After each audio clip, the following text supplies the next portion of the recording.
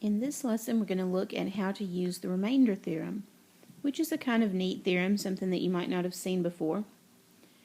It says that f of c is equal to the remainder of f of x divided by x minus c. Now, we learned in the last lesson how to use synthetic division to get this quotient. And we also know how to find f of c already, because we know that we can plug in any number into a function and evaluate the function at that number.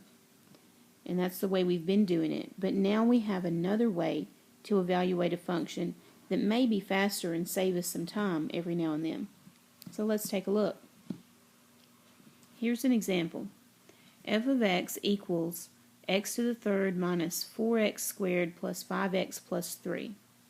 And let's say that we would like to evaluate this function at 2. So we want to find f of 2. Now, the old way, we would just plug in 2 for x and add up all the terms. But this way, we can just do the synthetic division with 2 in the box. Whatever number you want to evaluate at, that's what goes in the box. Now run the synthetic division process, and here's your remainder. 5 is the remainder. So now we can say that f of 2 equals 5. And you might not think it could be that easy, but let's check it out.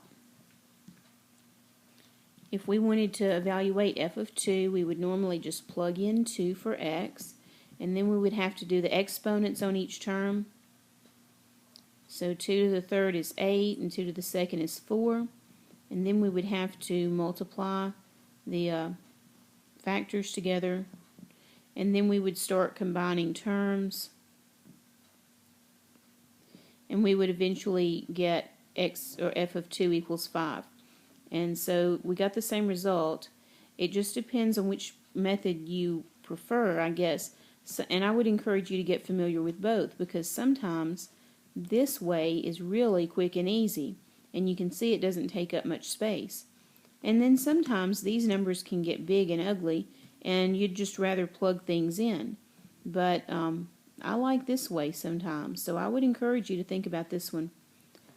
And the reason that it's so nice is that it lets you avoid this step of dealing with the exponents, and especially if you're plugging in a negative number for x, the exponent rules can, sometimes slow people down. So this way can save you a little bit of work there. So for a second example, let's evaluate f of negative 4 for 3x to the third plus 4x squared minus 5x plus 3. So we copy down our coefficients, and we put negative 4 in the box, and we run the synthetic division process, and let's kind of step through that. Negative 4 times 3 is negative 12. Then we'll add these two numbers and get negative 8. Negative 4 times negative 8 is 32. We'll add these two numbers and get 27. Negative 4 times 27 is negative 108. We'll add these two numbers and get negative 105. So we were evaluating at negative 4, so now we can say that f of negative 4 is negative 105. Now, I can't really ask you a multiple choice question by just saying evaluate f of negative 4, because I won't know whether you used the remainder theorem or not. So the way I ask this on the test is I'll give you an already worked synthetic division problem, and I want you to tell me which of these statements is true. These will be your choices. Could we say that f of negative 3 equals 121? Or maybe f of x equals whatever that is, or f of 3 equals 121, or f of 121 equals negative 3.